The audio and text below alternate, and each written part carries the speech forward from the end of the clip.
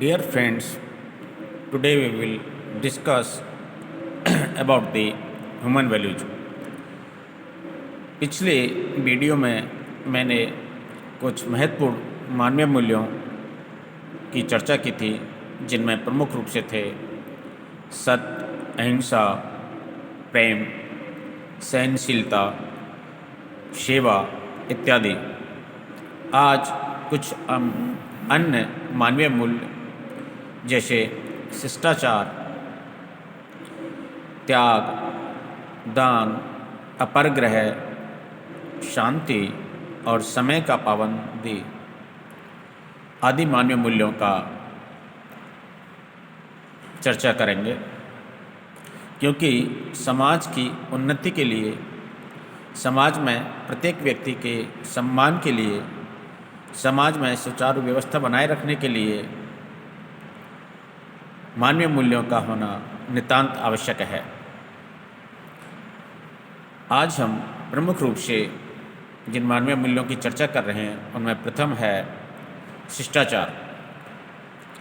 शिष्टाचार का मतलब है शिष्ट आचरण, यानी दूसरों के प्रति अच्छा व्यवहार, मधुर व्यवहार, प्रेम भरा व्यवहार। हम दूसरों से अपने प्रति जैसे व्यवहार की अपेक्षा करते हैं, वैसा ही व्यवहार हमें दूसरों के प्रति भी करना चाहिए। यदि कोई व्यक्ति घर आए तो 3 बातों का अवश्य ध्यान रखना चाहिए। इन 3 बातों में कोई पैसा खर्च नहीं होता। आए हुए मेहमान को हम प्रणाम करें, आदर सत्कार करें, बैठने के लिए उचित आसन दें एवं पानी का गिलास सम्मानपूर्वक, प्रेमपूर्वक पेश करें, क्योंकि हमारे यहाँ कहा गया है अतिथि देवो भव। बड़ों के प्रति सदा आदर का व्यवहार करें, उनकी बातें मानें, छोटों के प्रति स्नेहपूर्ण व्यवहार करें। यदि वे गलती करें तो उन्हें प्रेम से समझाने का प्रयास करें। इसी तरह मित्रों के साथ प्रेम भरा व्यवहार करें। अश्लील बातें, अशिष्ट हास्य मजाक से बचें, क्योंकि कहते हैं सब रोगों की जड़ खांसी और लड़ाई की जड़ हंसी। इसलिए हमें अशिष्ट हास्य मजाक से बचना चाहिए। दीन, हीन, निर्धन, अपंग, याचक आदि को देखकर उनकी हंसी नहीं उड़ानी चाहिए। यह अशिष्टता का द्योतक है।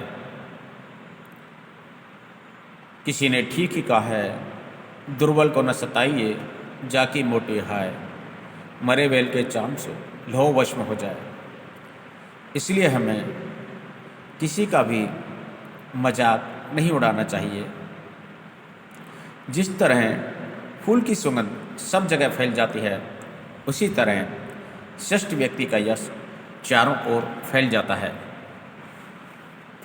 इसलिए हमें हमेशा दूसरों के प्रति हम जो व्यवहार करते हैं उसके बारे में सदैव सजग, सचेत और शिष्ट होना चाहिए। यह हमारी संस्कृति का अभिन्न अंग है। दूसरा मानवीय मूल्य है त्याग। त्याग सबसे बड़ा मानवीय गुण है। गीता में ज्ञान को बड़ा बताया है, उससे बढ़कर ध्यान को बताया है, किंतु सबसे बढ़कर त्याग है। त्याग के माध्यम से परम धाम को प्राप्त किया जा सकता है, यानी परम पिता का दर्शन पा सकते हैं। त्याग तभी संभव है जब हमारी किसी में भी आसक्ति ना हो। जहाँ त्याग की भावना होगी, किसी से लगाव नहीं होगा। जब लगाव नहीं होगा तो उसे छोड़ने में फिर कोई कष्ट नहीं होगा। तभी तो राम अपने राज्य का त्याग कर वनवास चल दिए, माथे पर शिकन भी नहीं आई। त्याग के पीछे अहंकार की भावना नहीं होनी चाहिए। हमारे भारतीय संस्कृति में त्याग के अनेकों उदाहरण हैं। महर्षि दधीची, जिन्होंने अपनी हड्डियों का समाज के हित में संपूर्ण शरीर का त्याग कर दिया, ऐसे विलक्षण उदाहरण हमारे ग्रंथों में त्याग की महिमा का यशोगान करते हैं। नेक्स्ट, दान। दान का तात्पर्य है देना, मन से देना, सुपात्र को देना। दान एक करणीय कार्य है। गीता में कृष्ण ने अर्जुन को बताया कि दान 3 प्रकार का होता है: सात्विक, राजसिक और तामसिक। सात्विक दान वह है जो निस्वार्थ भाव से दिया जाए। राजसिक दान वह है जो क्लेशपूर्वक और बदले की भावना से या फल को ध्यान में रखकर दिया जाता है। तामसिक दान वह है जो तिरस्कार पूर्वक कुपात्र को दिया जाता है। अतः बिना श्रद्धा के दिया दान दान की श्रेणी में नहीं आता। वह ना तो इस लोक में लाभदायक है और ना ही मरने के बाद।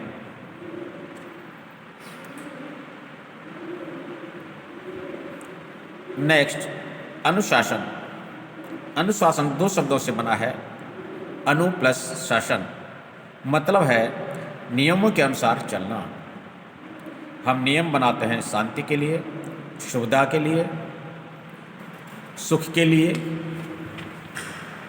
सुरक्षा के लिए, प्रगति के लिए।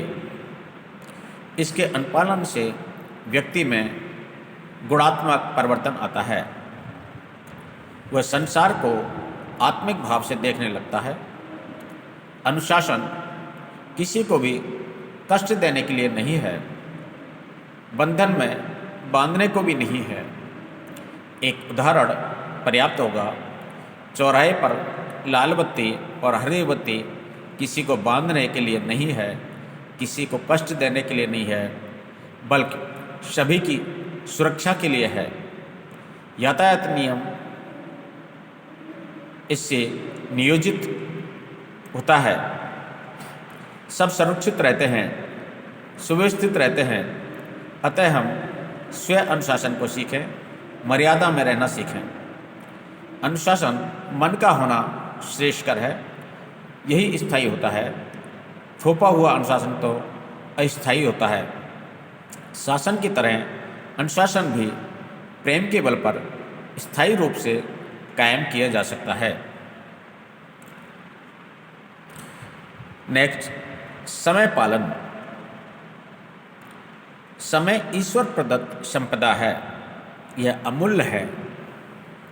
एक बार जो समय चला जाता है किसी भी कीमत पर वापस नहीं आता, इसलिए समय को अमूल्य कहा गया है।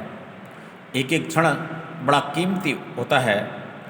हम आलस्य या प्रमाद में समय का ध्यान नहीं रखते, सही समय पर अपना काम नहीं करते। स्कूल, कार्यालय, कारखाने आदि में समय पर जाना चाहिए। हमारे समारोह समय पर शुरू नहीं होते।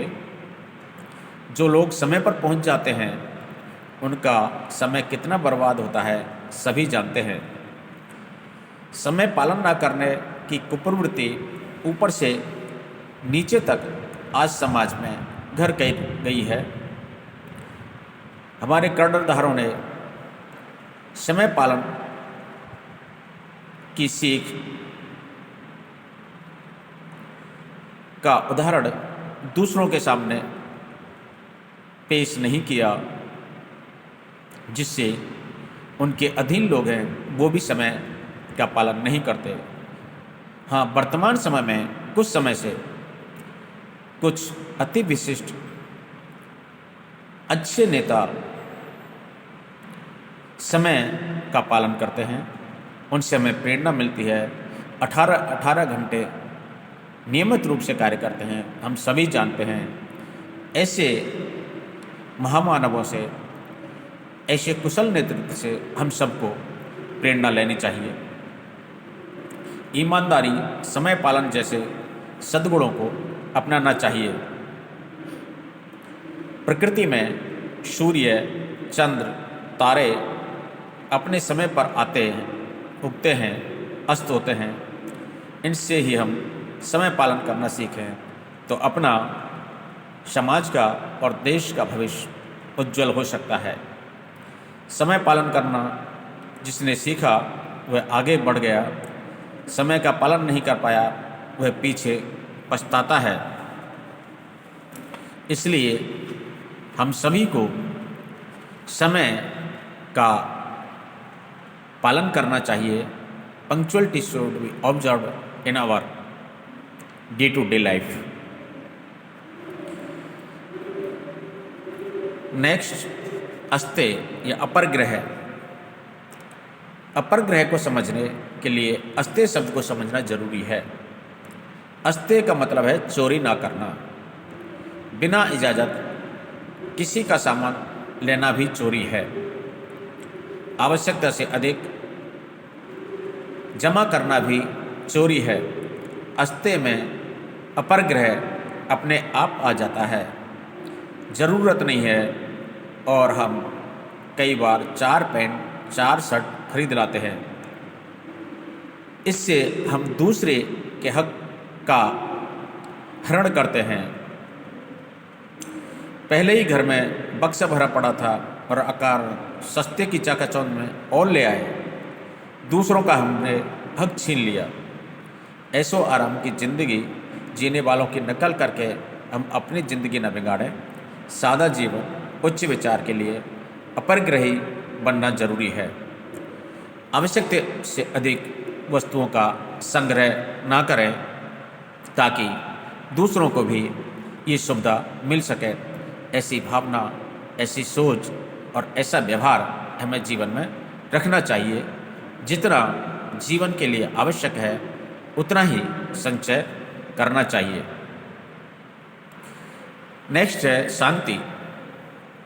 यदि हमने सब कुछ पा लिया फिर भी हमारा मन अशांत रहता है तो यह एक दुर्भाग्यपूर्ण स्थिति कही जाएगी। वर्तमान समय में मनुष्य ने सुविधाओं का बहुत संचय किया है, पैसे के पीछे निरंतर भाग दौड़ कर रहा है, वस्तुओं का संचय कर रहा है, लेकिन फिर भी मन में शांति नहीं है। कहते हैं कि ड्राइंग रूम में टीवी सेट है, गले में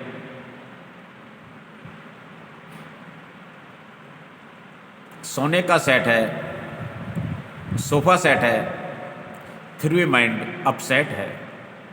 ये बड़ी एक दुविधापूर्ण स्थिति है वर्तमान समय में। इसलिए हमें सभी चीज़ों का जीवन में संतुलन को अपनाते हुए शांति की ओर अग्रसर होना चाहिए, क्योंकि शांति अंतिम परम धाम है। मन की शांति, विचारों की शांति, ईर्ष्या, द्वेष इनसे परे होना, ये भी हमारी मानसिक शांति के लिए आवश्यक है। इसलिए जब परिवार में, समाज में, देश में शांति होती है तो यह उन्नति का मार्ग प्रशस्त करती है। नए कार्यों का सृजन होता है, नए नए विचारों का उद्भव होता है। इसलिए हमें आपाधापी के इस युग में मानसिक शांति का भी ध्यान रखना चाहिए। शांति ही श्रेष्ठकर है, शांति ही अंतिम लक्ष्य है। Thank you very much.